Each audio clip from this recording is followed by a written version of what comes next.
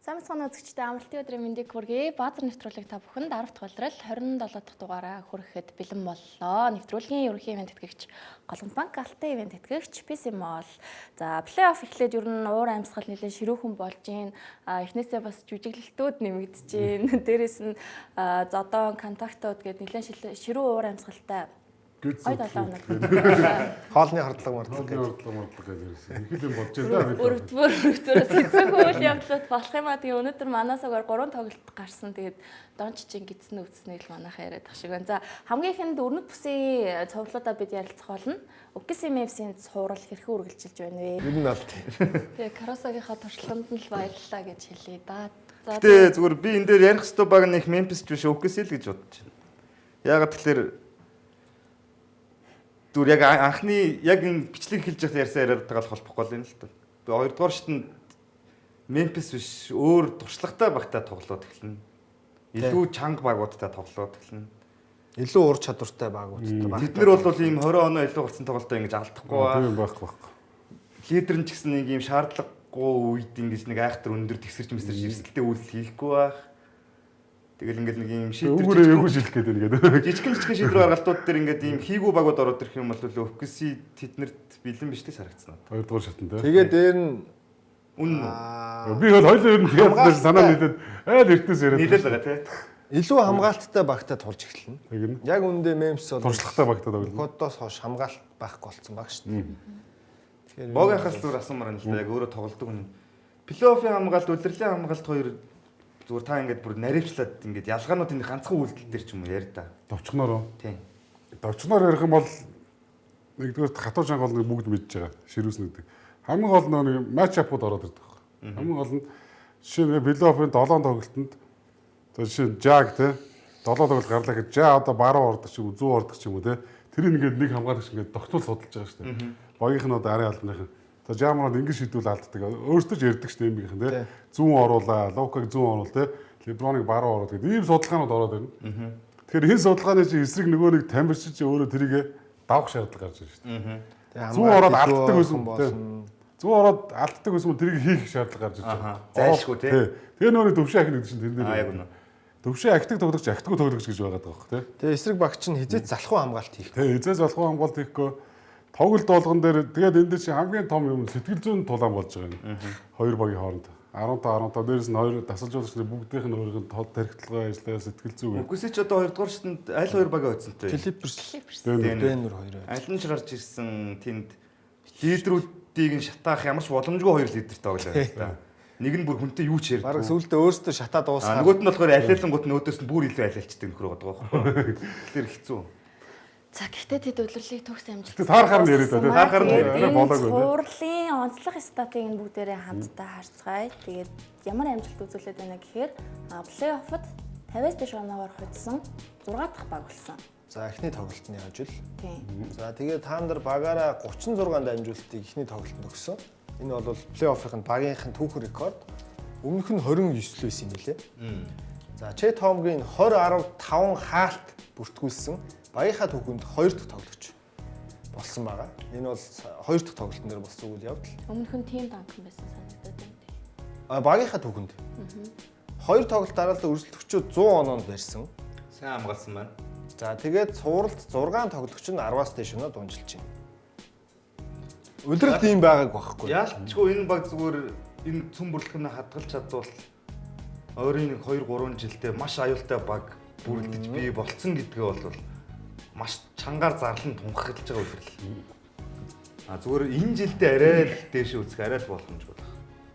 Тэг болох хэрэглээ тийм. Стат байхад төртлөө тэгж байна тийм. Хоёр ингээл үзээд байгаа шүү дээ. Яг өрсөлдөгч нь Мемс яваад байгаа юм шиг гол.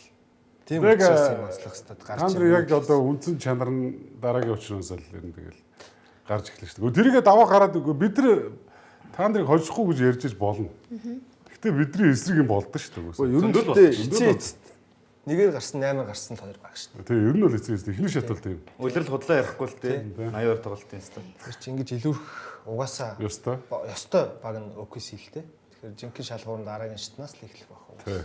За тэгээд ийм супер байгаа уйлралтай бас яагаад болохгүй гэж тийм олон ерөөсөө Тамаа яриад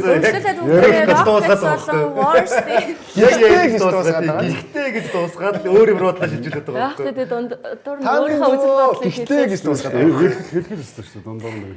За Rockets болон Wars-ийн тоглолт хоёр дахь тоглолтын таймыг хүлээн авч үзье. За 3 дахь тоглолттой маргааш өглөө шүү дээ. Маш өглөө манаас угаар гарна хүлээн авч үзээрэй. Энд одоо бас бүх юм барилдаан болж байгаа. Тий. Хьюстны хатуу хамгаалалт. 2-ын даваа 1-ийн. Одоо маргааш 3-ын даваатай. Энэ зурлал дуусгаад бас Энэ дээр Гэхдээ юм болно. энэ тоглолтын дээр бол Jalen Green бүр үнэхээр зогсоод дийлдэхгүй байсан. Тэгээ нөгөө супер статистик байгаа шүү дээ. Jalen Green 30-аас дээш оноо авч. Хүүзээ чангуудэл тоглож. Лиг дээр лиг бас нэг плей-офф дээр бас би ингэж унжсэн юм аа. Нэг хоёр удаа. Тэгээд гайгүй тоглож л үстэй. За Houston дээр энэ тоглолтын дээр яг нөгөө Зөрүүлээд бүр өндөр болгоод бүр давууга манайх авчий гэдэг шүү. тий бүр илүү хийгээд байгаа. Гол нь тэр нь клэш гэж шийддэг юм байхгүй учраас. Тэгээ одоо Draymond Green хэдий маш сайн хамгаалагч, шилдэг хамгаалан тоглогчийн шагналд шилдэг NBA хамгаалтын багт нэрлэгддэг ийм хамгаалагч ч гэсэн үнэнд гүйцэгдэн л дээ. Цувралын турш өөрөөсөө 20-30 см өндөр хүмүүстэй ноцолдож, ноололдож, зодолтно гэдэг чинь чанга ажил шүү дээ. Тэгээд дээрэс нь Green 90 оных 35 таа. Тий. Нөхөн сэргэлт нь удаан болж эхэлж байгаа одоо. Ер нь тэгтээ тэгдэгтэй хаа. 35 наснд бол хүн ийм Чи ч одоо бас 35. дундаа нэг өдөртөө ингээд тоглоно шүү дээ. Гэрээнд хоёр ер нь яаж ийн хэцүү шүү дээ. Хэцүү байхгүй. Юу вэ? Гэхдээ ер нь 30-аас дээшээ тэгэл хэцүү болчихдог шүү дээ. Чи одоо нэг Стефик ч юм уу хүмүүс ингээд яриад байдсан ш нэг. Гэтэ яг Draymond нэг юу нэм. Draymond оноо дээр нэг өөрөө нэг хүч зарцуулалт багтаа байхгүй. Хамгаалтан дээр өөрөө хүчээр зарцуулдаг учраас бас арай боломжтой тоглох. Тий. Одоо жишээл LeBron шиг юм уу тоглогч нар оноо аваад буцаад хамгаална гэдэг дээрэс нь нас нь явцсан тохиол бүр хэцүү. Леброн ч одоо тэгээ бүр 40 шаг Дөрөвчлөөс бүр амар шүү. Тэгээ сэргэх гэж удаа тий. Тэгээ сэргэлт одоо recovery удаа болчих. Харин Хэцүү л дээ ер нь. За тэгээ 3 дахь тоглолтод хүлээлт үүсгэх шалтгаан болсон Jalen Green-ийг энэ хэсэгтээ онцлоё. Тэгээ яаж тоглоод байгаа юм бэ гэхээр Плей-оффт бүр хамгийн залуудаа 35-аас дээш он авсан тоглогч болсон байлээ Houston-ы. Хакимаас хойш юм биш тий. Хаким 23 нас 95 өдөртөөд 86 онд байсан. Хакимаас залуу юм биш чинь нэг. Тий, Хакимаас залуудаа. 23 нас дааж байгаа. Яг адилхан 38 он авсан юм билээ. Ялгаатай нь мэдээж Хаким 3-аар шийддэг байсан. Jalen Green бол 8 хоолын зай шийдэлд оруулсан байна. Хакимийн гэхдээ энэ үзүүлэлт амар уусдаг. 38 16 4 6 5. Тэгээд энэ чинь хамгийн амар нь тэр үеийн сагс чинь оноо авалт нь 90 дээр л дуусж байгаа шүү. Тэгэхэд бараг 40 он авсан байгаа байхгүй. Уучлаарай энэ гэхдээ зүгээр харьцуулж байгаа хүн нь арай л Том юм байна. томдох юм байна. Зүгээр стат л яаж байгаа болохоос Тий. үнэхээр энэ хажууд Хакимийн сагсан юм. Стат нь ингээд давтчихлаа л та гол нь. Бүр залуудаа болоод. Яригдж байгаа нь гоё юм тий. Агуу үнтэй харьцуулж. Хакимч тэгээд яхаарахгүй нэр нь хүртэл мөрөөдөл шүү дээ. Хакимийн Зүүд гэсэн үг шүү дээ бараг. хөлний хөдөлгөөн бол одоо ч байхгүй шүү дээ. Цаа чин саяхныг болтол юу лээ? Одоо Цагийн бараг хэд 10,000 доллар молроо илүү. хамгийн өдөргөө өвч шүү дээ. Тренер хийдэг шүү дээ, тий. Хөлийн ажиллагааны юу зааж өгдөг шүү дээ.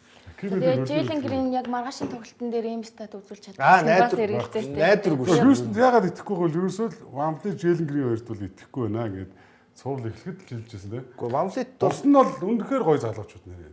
Тэгэхээр хүсэл Вамлет дугаасаа итгэх шаардлага хийсэн бол амар. Вамлетаас одоо би жишээ нь энэ цуврал 5-аас 7 оноо л хүлээж байна. Ер нь бол яг үнэндээ. Угаасаа удирдлагын төгсгөлч тэгж тоглосон байхгүй. Оноо байхгүй болсон гэсэн шүү дээ. Тэгээ сая хоёр дахь тоглолтын дээр жисэн 7 оноотой л дууссан. хамгийн гол нь Вамбле ийм юм билээ. Би яг удирдлагын төвч үзсэн ч гэсэн сая плей-офф ингээ харахаар багийнхаа залуучуудын тоглох нөхцөл байдлыг бүрдүүлэхгүйгээр өөрөө шийдэж. Харин тийм аа. Тэр чинь тийм биш үү? Хамгийн дурсгалтай тоглогч хизээ шидэхгүй гэл. Тэгэхээр тэрийг одоо яг үнэндээ коуч шийдэх хэрэгтэй болчих жоох. Вамлетийг минутын хязгаарлах болчих жоох. Тэгээ өөр сонголт байхгүй. Авах хэрэгтэй байхгүй. Үгүй тэгээд Вамблетээс өөр хинээр бөмбөг өөрөл. Холбогч байхгүй шүү дээ. Одоо харин тэгэхээр хэцүү болчих. Хэцүү байна. Тэгэхээр Вамблет тоглолтгоо Араа хоол идэ гаргалтай нь шүү. тэгээ мэдээж удаагүй засаж болж хэлж байгаа Вамблет. Вамблет тэгээд өөрөө царгийш суларчлаа гэж шийдэд. Тэгээд тэгвэл хийлдэ тэгээд. Хийчихвэл бол хийхгүй шүү дээ. Тэгээ уйлралт Mamlet-ийг гинцсэн үед Rockets хэд дараалж хожигдсан. Үгүй харин тийм. Холбогчгүй болохоор хэцүү л дээ. Яг ялангуяа плей-офф. Бөмбөг нөгөө нэг юм 50 байна гэдэг чинь нэг том ойлголт байхгүй юу? Залаад ингээд залж байхдаа бөмбөгөө алдахгүй залаад миний хүссэн пасыг хүссэн моментод өгнө гэдэг чинь нэг том ойлголт. Вамлет яг тэрийг хийж чадна. Богийнх яриад байгаа үнц нь болохоор өгөхгүйгээр өөрийнхөө моментууд дээр олцсон болгон дээр шидэд байгаа байхгүй. Тэр чинь болох болчих юм л да. Надад момент олдлоо ч гэсэн энийг би алгасчвал дараа нь тэнд бүр илүү момент олдно гэдгийг холбогч мэдэрч байгаа. Ухаан л байхгүй тийм.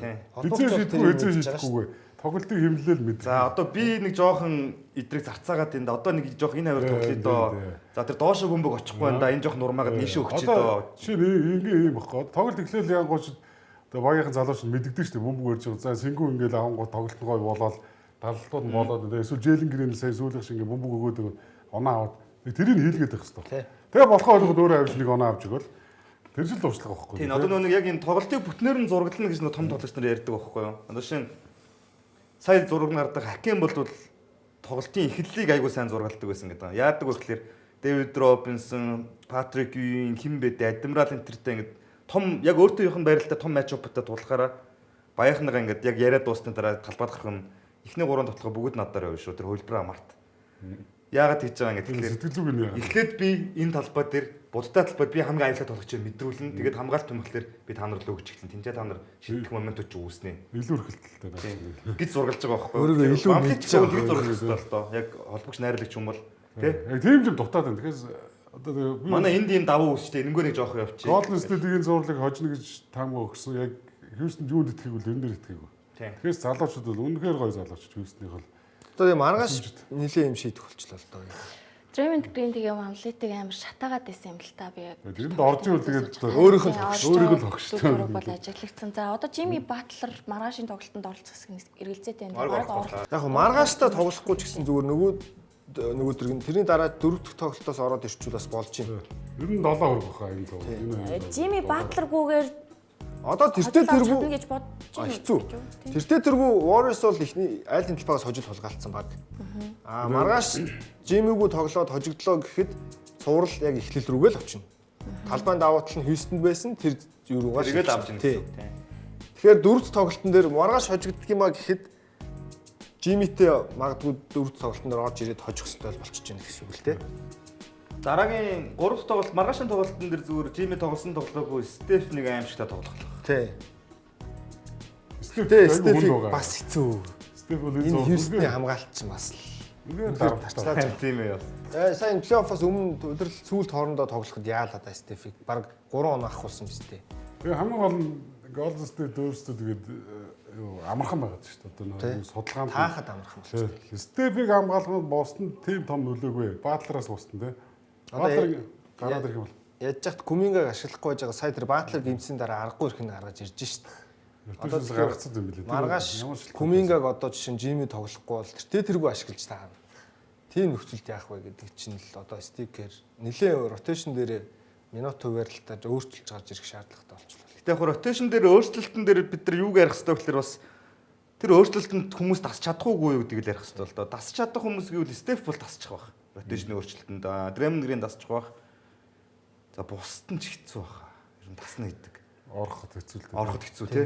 Шууд нэг тийм гинтийн өөрчлөлт рүү. Одоо энэ Пожемски ингээд болохгүй бол зүгээр Мүүдидээ минутын тэр жигт нь өгмөр юм дөө баг. Харин тийм. Илүү хамгаалах чинь Мүүдийг ядаж. Пожемски бол тэггүй. Энэ янзаараач ер нь ротейшнээс баг Куминга каснаас Пожемскиг кассан дээр байгаа тоххой. Гэтэ нэг юм байдал хүн дэвгүй юм нөхцөл байдалд Стефиг яаж тоглодгийг бид нар Олимп дээр амарсан харсан тий. Тэгэхээр л би ярина Стефиг дараагийн тоглолтод аимшигтай л орж ирэх байх гэж бодлоо. Одоо маргааш харин за Jimmy тоглохгүй байлаа гэхэд Стеф тэргүй сайн тоглоно гэж тооцвол дахиад нэмээд нэг хүн туслахад зайлшгүй байх хэрэгтэй. тусламж хэрэгтэй байхгүй. 20-оос дээш орон тусал заавал ирж чаж. Тэгэхгүй Стеф 40 оноо аваад хожигдж магадгүй. хожигдчих юм бол жинхнээсээ цуврал дуусна. Бараг дуусна шүү. Харин Кумингаг сая тэгээ Jimmy-гийн оронд л хальт гаргаж ирлээ ш 2 дугаар ахсна. Гэтэ багтаагаа бас асуудалтай байгаад байгаа юм шүү. Нөө гэрээ мэрээ тэгэл ер нь нугасаа тэгээ тоглохгүй байгаа юм чи ууртай байлгүй байх тий. За маргааш тэгээд Golden State Warriors-ийн хувьд Jimmy Butler байхгүй учраас маш том шалгалт болох нь дээ. За өргөжлөл өнөөдөр болсон тоглолт маш сонирхолтой.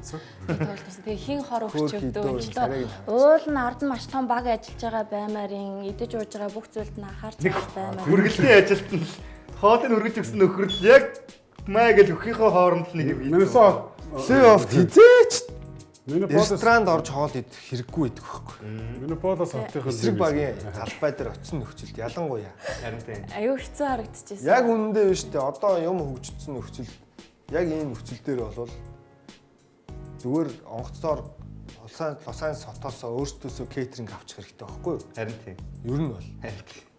Гэтэ дотор эвгүрхэх бол багийн гимтлээс баг хэцүү үсттэй. Муу Тэгээд ийм үед тоглоо байж ингээд. Гэхдээ ер нь бол дотор эвгүй тэгээд унтаж чадаагүй сүлдсэн ийм байдалтай хүн сакс тоглох битгийл зүгээр гараад годомжид алхах ч хэцүү шүү. Төвлөрч чадахгүй. За өмөр хүнцэг энэ байна. Өөрөөр хэлбэл өнөөдөр яагаад хожигдваа? Гэхдээ ер нь Фука ингэж тоглохоор ч хожигддог. Би тембер үйлчлэх талаас нь хэлж байгаа. Мактинес гэдэг нэг залуу бол өндөл энэ багийг Өнөөдөр хэлээ. хоёр тоглолтын дээр шүү. Хоёр хожил дээр нь. үнэхээр класс юм аа. Өнгөрсөн жил яг Денверийг 7 тоглолтод болтлоход Мактинес яг ингэж тоглосон. Харин тийм. Энэ бол нэрээ Үнэхээр гоё зал. үлгийн нэг одоо хүсэмжит гэж ярьдаг дээ. Жиг одоо Дасгажуулагч болгоны багтаа байлгахыг хүсэх тоглогч. Одоо Jordan Pippen гэж ярьдаг бол Edwards, Martinez хоёр гэж ярихаар хэмжээнд тоглоод байгаа байхгүй юу? өнөөдөр оноо олж багаад ирсэн. Харин тийм 30 он авч байгаа. Тэгээ хамгаалтан дээр амар. хамгийн сайн хамгаалтыг хийсэн Мактинес. Гэтэ хамгийн гол нь нэг тийм хайлайтэнд өгөхдөхгүйгээр тоглоод байгаа байхгүй за. Чимээгүй тий. Тийм. Одоо жишээ нь энэ тоймон дээр Мактинесийн авж байгаа оноод баг гарсан мөрч сая. За Леброны 3 дараалж хийдэг юм аа өгнө. Тэгээ дөрөв дээр мөнгө өөрөө өгсөн. Энэ дээр жаахан эргэлцсэн болов. За тэгээ яг ороод ирсэн Edwards зэрэг харуулсан. Яг за Гоберыг бол золиос болгодгоор болгож байгаа. Суулгаад байгаа шүү дээ ер нь. Энэ өстэй амар шилдэг. Энэ ажлын юм. Сүүлд 13-1 гэсэн үү? Ран. Тэр нэг оноо нөгөө 103 байхад Ривси оруулсан ганц юу вэ? Торгуул үстэй. Яа энэ шидэл мэдэлт тэгээд Энтони Эдвардс ч нэр үнэхээр том зөрөгтэй юм блэ. За Martinez энд нэг ганц гарч ирчихэж байгаа. Тэгтээ байна шүү дээ. Мактинес өнөөдөр шийдэлтэн ч юм уу багтаа ингэж хэрэгтэй тоглоог бол энэ 20 оноо доор шүү дээ. Тий, ер нь бас тийм шүү дээ. 20 оноо доор тэгээд тоглолт дуусгасан ер нь бол. Нэг юм оноо эвгүүтж байгаа салж магадгүй мөчүүд Lakers илээ явж байгаа мөчүүд төр Martinez оролт игээл оноо аваад. Найдвар 3 үе бол ер нь аваа явцсан шүү дээ. Өнгөрсөн үеэр яг нөгөө бүсийн финал явсан шалтгаан Мактинес байсан нь бас өнөөдрийн тоглолтод бас л харагдсан. Мактинес гэдэг тоглогчийг бүр онцолж ярьсан. Багт нэг ийм хүн бах амар тайван тухтай байдлыг нөхдөд үүсэж байгаа багийнхан Амар гоё хэд шүү Дэм бол амар том дэм. За энэ тий. Одоо энэ бөмбөг энэ хавцаа байж хат энэ нэг оноо болгочихно гэж бодох. Манай тэрч хамгаалч энэ да энэ гайгүй хамгаалч энэ да гэж бодох чинь хүн амар тайван бохгүй. Тэгээ чи 3-т 4-т хүн шүү дээ багийн одоо тооны сонголтоо. Тий. Edwards одоо Randall Reed ч юм уу тий. дээ. Бараг Донто Дивинчензо. Дивинчензо тэдний бүр араас тоглож байгаа шүү дээ. Тавталгаа талаа. тий. Тэг супер байлаа. Назрид бас Миннесотагийн том давуу тал юм аа гэж санагдсан шүү. Тийм шүү дээ. Өнгөрсөн огт яг угаасаа Гобер угаасаа золиос болдгоороо болох нь тодорхой. Назрид л сайн тоглол Миннесота. Тэр ийм сайн ролтой байна гэдэг чинь бас рол тоглогч ийм сайн байна гэдэг чинь.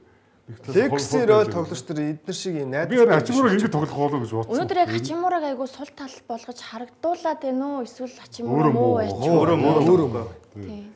Тэгээ яаж ч нөгөө Миннесотаг яг хамгаалтын төлөвлөгөө айгу зүйл байсан л да. Чухал моментууд дээр одоо LeBron ч үт юм уу, Austin Reeves ч үт юм уу, Luka ч үт юм уу заслаа онгот тэрэн дээр шууд ингэж үлдээд Хачимураг огчод Хачимураа руу яалчгүй бөмбөг очин нөгөө мань хүн 3-4 удаа ингэ сул яг момент тэнцвүүлэх юм шийдэлтийг алдчихсан. Тэр өөрөө муу л байна гэсэн үг л дээ.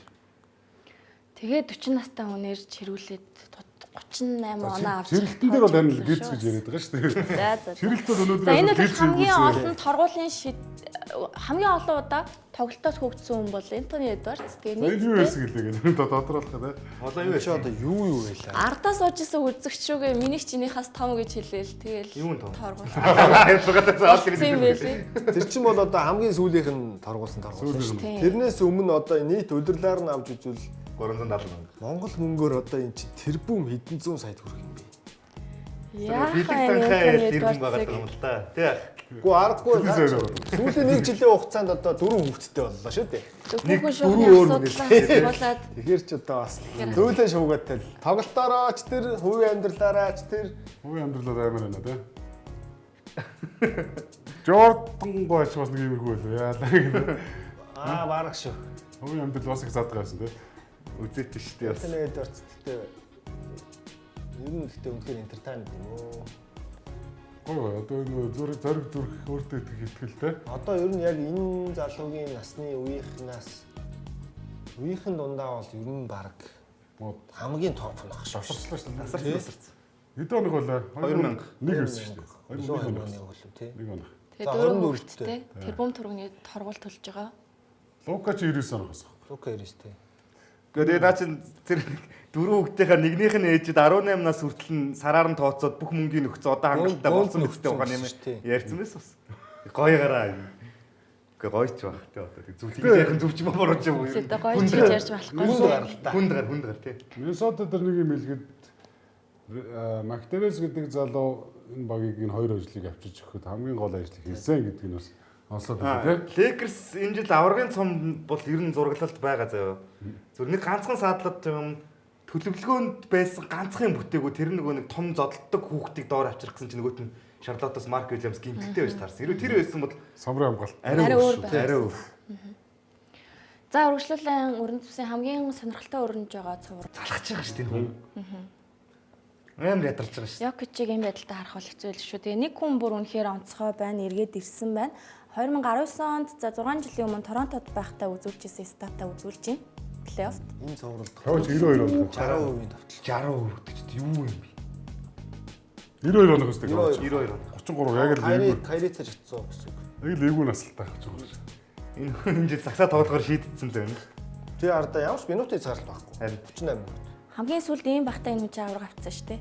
Харин тэгэхээр энэ жил Clippers ер нь финал руу гарах магадлал маш Хавч өндөр. нэг Яг талаар үндэ Clippers-ийг үнэхээр айж. Гэхдээ ер нь одоо өрөндийн бүх агууд айж байгаа. Яг үндэ нэр ингэсэн. Хавайд нэг юм драйг азтай юм зү. Миний бодлоор нэг дандаа юм нэг хамгаалалттай нөхдүүдийг хүрээд ирэхэд дээрээс Торонтодоос тэгсэн. Тий. Spurs team. Тий. Цаатлаас нэг баг нь Биш одоо ингэдэг байх гэж боддоо шүү дээ. Би NBA багууд нэг супер одыг авчрахтаа хоёр талаас юу хүсэж байгаагаа мэдээж ярина. Чи манай Тийм бах бас. ярингуут би авраг авахыг хүсэж байгаа. Миний эргэн тойронд ийм хүмүүсээ үл зүгээр гээд нэг юм өөрийнхөө хүсэж байгаа ур чадруудыг хэлчихнэ. 3 шиддэг хамгаалдаг, периметр хамгаалт сайтай, хувийн хамгаалт сайтай хамгаалт ийм байрлалууд төр ингээд тоглож хөвөрч чад. Гингүүт менежерүүд нь окей боломжтой чөлөөтэй агентын зах зээл харж байгаа бидний нэг авчирээ. Ийм ярианууд уус явагддаг л байна. Клипс дээр жоо юм болсон гэж магадгүй. Торонто дээр бол яг били юм дээр очсон шүү дээ. Тэгсэн. Дөрөөс энэ хоёрыг солилцсон шүү дээ. Тий. Тийм. Тэгсэн чинь дөрөөсөө шоу тэр баг авраг болсон. Одоо тэгээ Денвер Наггетст ганц л гаргалгаа байна. За Бачулиатай 10 өдрийн гэрээ очих хэрэгтэй л болж байна да. Гэтэ нэр бас мөчиг өгөхгүй л гэдэг. 7 гарах л. Хэцүү байлээ. Ер нь Би одоо аврагуудын сэтгэл зүг дутан үлж болохгүй нэг үг гэдэг шүү дээ. тэр үг чинь баг тэр 23 онд дууссан юм шиг. Одоо л харъя те. Яг хөө тэгтээ энэ цуврал жоохон сунж магадгүй. Одоо Йокичийн бас бидний нэг айх хэвээр нь Йокич л тоо. Йокичийг яг 100% сайн хамгаалж байгаа, торгож байгаа. Гэтэ Йокич энэ жил би өөрийнхөө карьерийн хамгийн сайн сагсаа тоглож байгаа гэдгийг хэлээл байгаа. Йокич нэг тоглолтыг бол нэг 50 оноо 60 оноо трипл даблыг дуусгах шүү. Гэтэ одоо нөгөө талаасаа харахаар Йокич 50 оноо авсан тохиолдолд хэзээ ч баг нь хожиж байгаа байхгүй. Одоо тэр зам руу л орсон дээ шүү дээ. Одоо тэгээ тэр зам руугаа орж чадахгүй байгаа тоххой 100% тэглээд. За орлоо гэхэд Clippers бусдыг хамгаалж байгаа байхгүй. Бас. Тэгэхээр л ер нь надад бол яг үнэхээр гаргалгаа байх. Тэр нь байхгүй юм байна дөө. Ой, Memphis Гаргалгаа нь ерөөсөө Йокич л тасгалжуулагч хаалсан юм ээ тий. Денвер. Гэхдээ угаасаа ардаа за энэ Denver Memphis 2-д гэдэгтэй ч биш зүгээр л өөр багч байсан. Плей-офф эхлэхээс 10 хоногийн өмнө тасгалжуулагч халддаг баг гэж энэ хороо дээр байхгүй л Болохгүй шүү дээ. Яг Монгол плей-офф дондор нэг баг халдсан. Монгол бол энэ дэлхийд тариадаг. За ингээд бидний яриа нэг юмруу орчиж штэ. Clippers баг хожих гээд штэ гаргалгаа байхгүй гэхэлэр тийм үү. Тэгэхээр нөгөө Окисерог л би орох гээд. Өөрөлт 4 тийг аашгүй. Өөрөлт Clippers-ыг 4 тийг Кавай 1 сараас тоглож эхэлсэн шүү. Харин тийм ээ. Ер нь бол. Тийм. Ер нь бол тийм шүү. Ямар ч чачаал аваагүй байгаа шүү Кавай. Яг үнэндээ бол. Тийм байна. За үгүйсэхгүй тэгээд Кавалинертэй сүүлийн хэдэн улирлыг зурагтаар плей-оффын цувралуудыг үзэж суусан. Одоо өөрөө энд ирүүл байгаадаа маш их баяртай байна. Бүх хүчээд ажиллана гэсэн байна лээ. Тэгээд яг аргагүй өрнөд бүст хамгийн их яаж байгаа тоглогч маань бол Кавайл байна л та. За ингээд өрнөд бүсийн сайн сайхан юм байлаа үзэгчтэй энд хүрээд бид хэсэг хугацаанд завсарлах болно. Эргэж ирэхдээ дорндын дөрвөн цуврал хэрхэн үргэлжлэж байгааг ярилцъя. Нэвтрүүлгийн хамтран ажиллагч Илүүд Тэмүүл Пепси.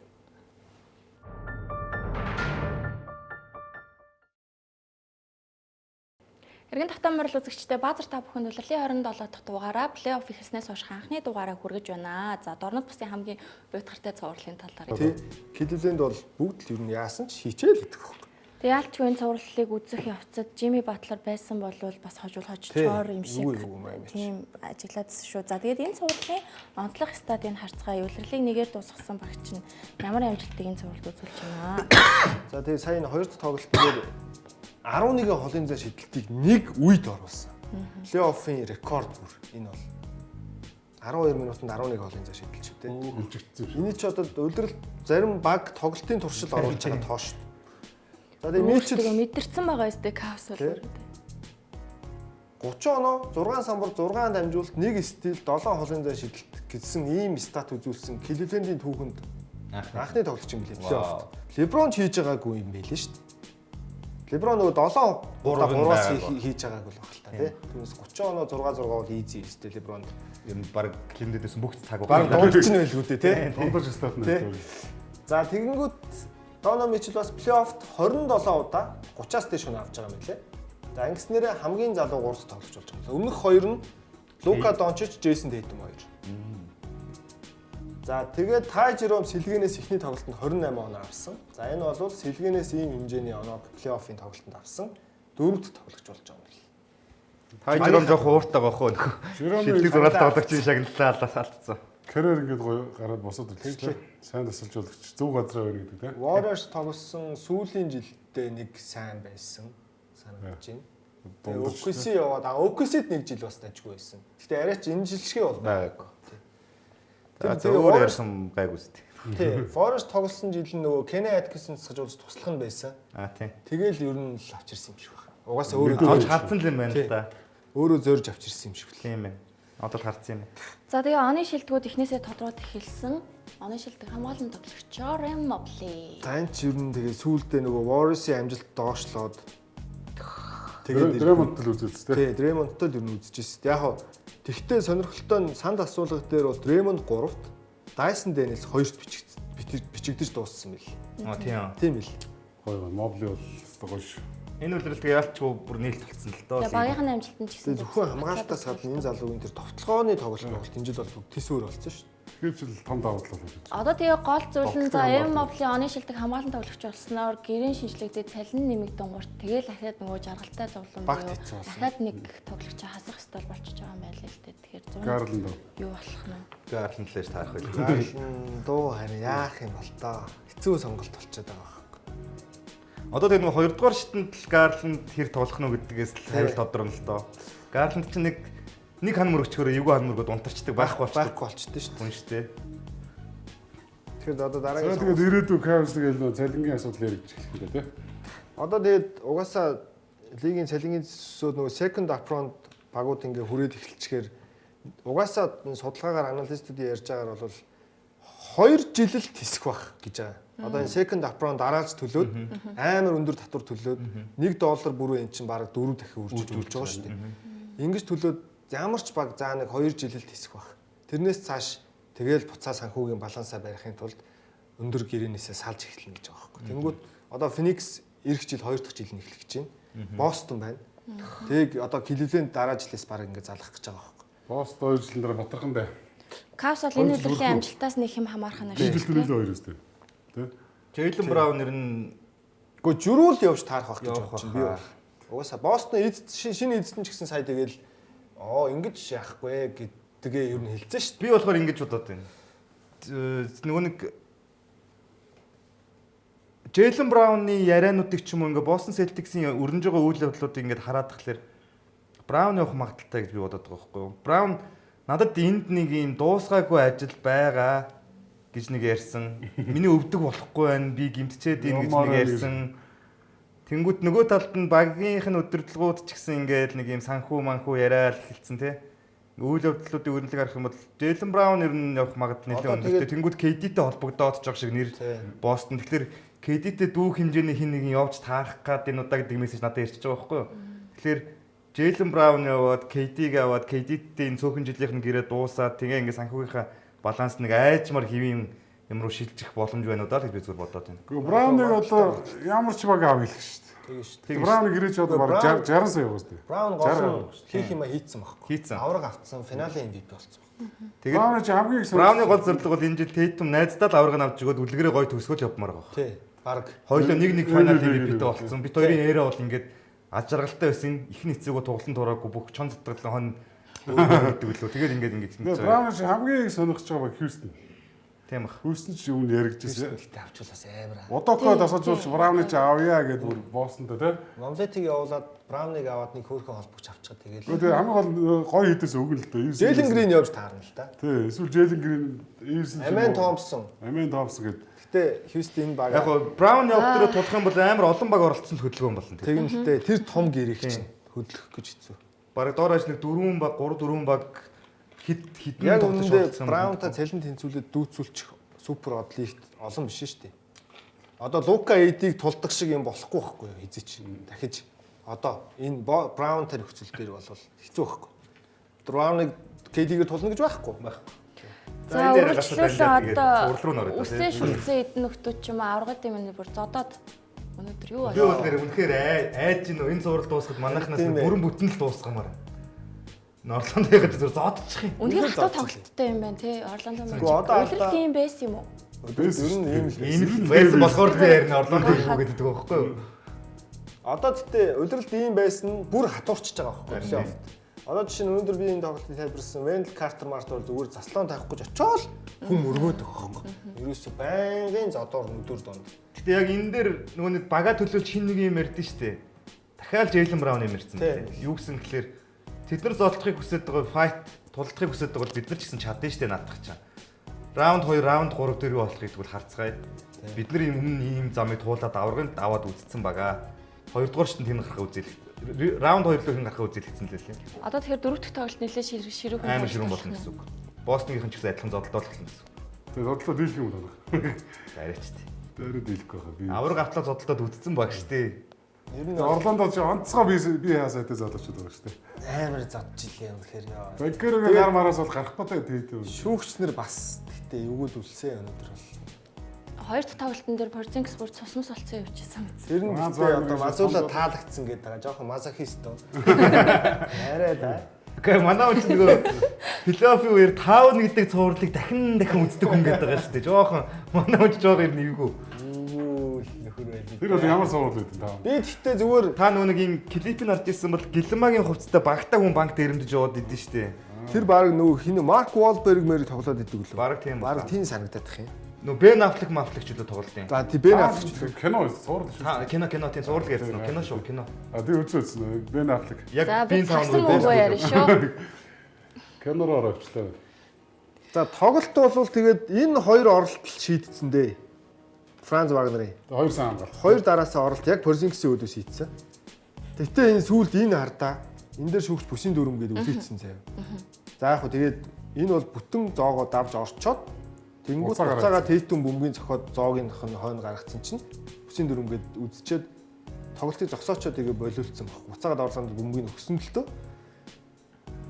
Тэгээд сүүлд харин Бостон дээр алдаа хийхэд жоохон хэцүү нөхцөл байдал болцсон юм л да. Харин тийм. 3.8 баг 4 секундын зөрүү байгаад байдаг. Тоглохооны цаг үнсэн цаг хоёрт. Тэгсэн чинь бөмбөг нь 3 шидэд амар хол унж очоод нөгөөдгийгөө очиж авах гусаар идэл хугацаа алдсан л та. Би тэгээд дараа нь дугуун шүүгчдийн цагийг нэгтлээд цаг нэмэх юм болов гэсэн чинь нэмээгүй тэгээд тэг 1.3-аар нь үлдээгээд явуулсан. Тэрэн дээр жоохон гайхсан. Дэндүү хайр хожигдол байв амгаа. Гэхдээ би энэ цувралыг бас 6 тоглолт гэж хэлсэн шүү дээ. 6 хацаал дуусах байх л та. 6 Гэртээ Хожих нь бол Бостон мөн. Миний хувьд бити гарц тохиогоосоо л гэж боддог байгаа. Юу гэхээр гарц гэдэг нь юу гэхээр хин нэг юм бити манай багаас бити гимтээсээ. Ийм байхгүй. Одоо манайх бол авраг авцсан, аврагаа хамгаална гэдэг ийм мишн арай том зургалтай явж байгаа баг. Орландо ч юм болохоор тоглолт болгоноор ганц тоглолтоор харж байгаа баг байхгүй. Энэ цувралыг ч юм уу манайх эдрийг яаж хийгээд хожино гэдэг л ийм өнцгөөс харж байгаа. Манайх болохоор гарц багтай гинт битлгүй нэг давчууд дараагийн учраандаа бас ингэж нөөц төлөвлөгөө бодож байгаа байхгүй юу. Тэгэхээр нэг юм зураглалын ялгаа байгаад байна. Жирүү өнөдөр амрааж ирсэн тийм. Амраад. Жирүү тоглоагүй. Нэг өмнөхдөр Тейтум тоглоагүй бас. Бостон ингээ амраагаал яваад. 114 тоглолт плей-оффт тоглосныхоо эцэст. Карьерт анх удаага тоглолт үндэсэн өмнөх тоглолт болсон. Тейтум ер нь улирлын тоглолтуудад хэр барагтай өнждөггүй байхгүй. Тийм шүү дээ. За тийм байна. Тэгээд Тейтум Причард дараагийн шагналын эзэн болсон. Энэ бол гэхдээ ер нь хамгийн тодорхой байсан шагнал гэж хэлж болох байх уу тий. Нэ ер нь магадлалаар нэлээд хамгийн өндөртэй. Энэ чинь авсан оноо нь сэлгэнээс тоглож байгаа тоглолтчдоо нэгт, оруулсан холын шидэлтэн сэлгэнээс тоглосон тоглолтчдоо нэгт, нэмэх хасгаараа нэгт байгаа сэлгэнээс гарсан тоглолтчдоо. Дамжуулт тэгээд Орсон нэг 6-ад явж исэн. Яг сэлгээнийхэн донд. 80 тоглолт тоглосон юм шиг. Тэгсэн. Амар уус. За тэгээ энэ шагналын дараа ахаал нөгөө нэг Айж байна. цалингийн асуудал Boston Celtics орхон дээ. Тэгээ Гэхдээ юу ах вэ? Peyton Pritchard бол нэг тийм Max гэр авах тоглогч биш шүү. Биш. Тэгэхээр тэрэн дээр бол гайг баг. Хамгийн гол нь нөгөө Evan Mobley энэ төр чи All-Star болоод тэгээд ийм удирдлагын шагнал нэмээд авчихгоот нөгөө эрхэн амар нэгтчих жоох Max гэр. Цалин бараг 30% нэмэгдэлтэй болоод ирж шүү. Peyton Pritchard-д бол ганц л шагнал боломж шагнал нэмж байна. Манай Reeves шиг тоглогч ховор штэ. Тийм шүү дээ. Гэ та яахад манай үеийг ярьж байхад Reeves болоо. Жишээ гаргаж ирж штэ. Өндөр цалин. Peyton Pritchard-ийн зураг гарч ирсэн шүү дээ. Үгүй сайн үү цалингийн төсөл талаар ярьж байна. Гэхдээ гэхдээ Peyton Pritchard Reeves-тэй ер нь бас нэг талаасаа харьцуулж болохоор гэхдээ яг нэгэн сэлгээ нэг нь гарааны тоглогч. Peyton Pritchard авж байгаа цалин Reeves-ийн хэмжээний тоглогч биш л биш. Авж байгаа цалин үзүүлж байгаа нөлөө хоёрыг харьцуулах юм бол энэ ойролцоо. Багт айгүй хэрэгтэй тий. Тэгээ Reeves чинь Peyton Pritchard-аас бол төвшин хамаагүй өөр тоглогч. би ч гэсэн шмүү J-Dub юм цалин гэл яриа шүү. J-Dub ч юу вэ лидер мэдэр штэ. Тэр чинь All-Star штэ. Тэгээ цалин нь бол үнэхээр өвдмөр Саяхан атлетик дээр юу гарцсан байсан шүү дээ. Нэг юм янз бүрийн тоглогч нар дунд явуулсан санал асуулгууд. Тий. Тэрэн дээр Бостон энэ жил авраг авах магадaltaй баг гэд баг оролцсон санал асуулгын нийт хүмүүсийн 55-аас 60% лөө хариулсан байсан бохоггүй. Тэгээд би ингээ бодохгүй яагаад энэ хүмүүс ингэж бодоод байгаа юм бол тэгээд гэсэн чинь ингэж л бодд юм билээ NBA багууд. Түрүү жил авраг авсан туршлагатай тасгалжуулагч гэвэл хамгийн орхоос нь Азуула мөн. Тэр цом бүрэлдэхүүн байгаа юу? Байгаа. Гэмтэл бэртэл байгаа юу? Байхгүй. Тэгээд дээр нь энэ жил юу нэмэгдсэн гэхэлэр шилдэг 6 дахь тоглогч гээд сэлгэнээс амар том нөлөө ороод ирчихэж байгаа. Тэгэхээр ингээд яг зүгээр гэмтэл бэртлийг оролцоохгүйгээр тооцох юм бол Бост яах аргагүй. Тэгээд нөгөө бүсийн өрсөлдөөнийг тооцох юм бол тооцсон ч гэсэн ингээд хамаагүй амар замаар гараад ирэх байх. Нөгөө West-тэй бодоол гэж байгаа шүү дээ. Харьцуулаад Тийм. За тэгээ next Detroit-ийн тоглолт яаж хийж байгаа л авчмаар болоо тий. Богийнх өөрөө тоглогч байхдаа нэг дөрөвдөр тоглохоор чинь тэгээд энэ нэг 2 м 5-6 хүмүүсийн чинь шоглоо ачиж байгаа юм шүү дээ. тэгээ Bronson шиг нийт тоглогч луулна Detroit-д байвал бүх зүйл өөр байхаар. Тэгвэл Detroit байгаа шүү. Байгаа шүү дээ. Kate Cunningham шүү. Канаа. Залуухан маань төсөглөө харин сайн чадахгүй бол. нэг нь залуухан маань нэг нь яг Prime дээрээ байна. Гэхдээ сураагүй л байгаа Cunningham. Тэрнээс Cunningham бол Харинсан бол амар шүү. гой залуу лээ. Плей-офф хожиж үзээгүй байсан шүү дээ. Тэр Bad Boys 3 болж байгаа. Богийнх хэлдэг үнэн бохгүй. Яг бүгд ийм сонин харизм амар өндөртэй юм. Адаар ууралсан хүмүүс байл. Адаар ааштай авиртай хүмүүс. Тийм хоорондоо ойлголцдог эдгээр чинь. Түүхэн Үүнтэйгээ баг Нийцээд авахгүй юу? би энтэй хайцсан баг юм зөв. Гөлөг чи наадгаа хийлдэнгүүд хийжтэй бандаа мандаа. Бараг тийч хэлсэн зөв. Тэгсэр нэг ингэ юм хоорондоо vibe нэвтрэхгүй яваад байна. түүхэн уламжлал шүү дээ. Чи ямар баг вэ хэлээд. Тийм багийн соёл гэдэг юм чинь яг тэгээ байгаа л хэдин. Гэхдээ хождог тий. Сонин. Эдгээр нэг 2-3 жилийн дараа яг энэ чигээр байх юм бол амар юм шүү. Аюу шүү. За тэгээд шийдвэрлэх мөчөд бага цөөнгөө хожил төвтлсэн Jalen Brunson оны шилдэг клатч тоглогч боллоо. За клатч мөчөд буюу тоглолтын сүүлийн 5 минутанд 5.6 оноо авч байгаа юм шүү дээ. Тий. Тэгээд нийтдээ тим өчөд 150 52 довтлогоо амжилттай болгосон байна. 156 оноо авсан. За тэгээ 28 удаа дамжуулт өгсөн байна. 51%-тэй довтолж байгаа нэг. Тэгээ клатч мөчөд 84%-тэй торгуул шидэж байгаа. За клатч ситуэйшнд ер нь бол Йорк энэ жил 28 удаа орсон юм байна. Тэрнийхээ 17-д нь хожиж 11 сүүлийн 5 минут руу нэг 2-3 оноо зөрүүтэй орж байгаа тоглолт гэсэн шүү дээ. Тэгэхэд 17-11 амар шүү. Ур чадвар сэтгэл зүй гоё юм да Брансон. Тэ? ялч үгүй багийнхан чөлөөнд зөвшөөрөд кап гээд багийн ахлагч гээд ерөөсөө амар Өөрөө ч гэсэн тэр юунда зөвшөөрсөн юм элэ. өвөлтийн төгсгөл рүү би чаддгаа гэдэг өөрөө ч гэсэн итгэцсэн юм шүү дээ. Тэгээд харуулсан юм чинь. Харуулсан тий. Даас тогтол тийм байсан. Тэгээд яг даалцаас өмнө ч нөгөө Виленовод энэ ч авраг авцсан шүү дээ. Тэгэхээр юм аваад өссөн хүн чинь тийм л байна л да. Хоёрч тоглогч юм байна. Энсэд нэг битгий нэг авраг аавна гэдэг чинь л тамирчин болгонд олдохгүй шүү дээ. Тэгэхэд чи энэ нөтөд чи 2 авцсан баг. Харин тийм. 2 жил дараалаад. Тэгэхээр чи амар л байгаа. За тэгээд тэднийг бас цуглуулад байгаа бас тий.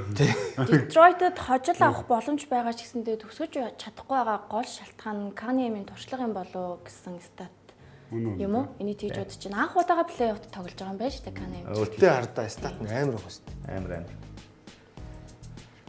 Энэ залуу дорн төсийн магадгүй хамгийн шилдэг холбогч шүү. Ийм том биетэй тэгээд холбогч дээр тоглохоор бас дийлдэхгүй л дээ. 26 он 8 самар 8 дамжуулт гэдэг чинь тэгш тоглолт шүү дээ. 2 таслалттай. Хамгаалттай өсөв шүү дээ. Halliburton, Cunningham тэгэл өөр ер нь хэцүү юм шүү. За Trae Young, LaMelo Ball, гэл бодохоор холбогч нар дорнодын холбогч нар. Тэгээ бодсон чи Cunningham хайгуу илүү санагдчихэж шүү. Тий, хав илүү. Ур чадвараар бүгднээс нийтлээ баг. Тий. За үргэлжлүүлээд нэг цоврал өнөөдөр их гоё болсон. Indiana Milwaukee Bucks. За Damian Lillard юм байна шүү. Бас дорнодын холбогч донд. Гэхдээ Lillard өнөөдөр бүр арай. Тэгээ удаан хугацааны геймплейс ирсэн шүү. Тий. Lillard өөрөө тийм мөн гэсэн үг байхгүй юу? Өнөөдөр бол бүр онцгой муу байлж. Гэхдээ сар тоглоогүй үнний форм угаасаа тодорхой л та. Гол нь энэ чинь нөгөө геймпл аваад ч юм уу те сар нэг тоглоогүй бол хүмүүс чинь нэг шидэл мэдлэлтийн бэлтгэл хийдэг шүү дээ. Гол нь мань хүн чинь бүр бөмбөгч бариаг байхгүй. Шууд ороод ирсэн. Тий. Тэгэхээр хэцүү л дээ. Ритм алдчих л да. Тэгээ явж исэн ритмээс нь шал өөр ритмтэй сакс тоглож ондоо. Гинтхэн амар хурдтай, амар хамгаалттай юм руу орч. Харин чи орж ирж багтайг тоглож байгаа нь баг. За нэг бас хаалт хийсэн байна бас тий. Дөрөвдүгээр үе болтол баг 10-аас 1 гэсэн товтлцоо юм шиг. 2 оноотой. Сэтгэл нь гоё юм шүү дээ дайчин. Баягаад л Хийчих гээд байна тий. Хийх гээд байгаа нь гоё. Тэгээ өнөөдөр үнэхээр Damian Lillard-ийн муу тоглолтыг Gary Trent залрууллаа. Чи гейм нэг дээр Halliburton дээр хэрэлдэ ороод ирсэн шүү дээ. Тоглолт руу тий ер нь зовлоо. Тэгээ тэрнээс ч хойш мөнгө хэрэлдэж байгаа шүү дээ. Тий. Halliburton өөдөөс нь нөгөө цагныхын celebration хийгээд байгаа. Тэгээ адилхан 0 номер амартай энэ. Тий. Гоё өрсөлдөөн болоод байгаа. Энд ч хоёрт аргагүй нэг 4-5-аар гарсан багууд гэсэн шиг үзэж байгаа маа бас.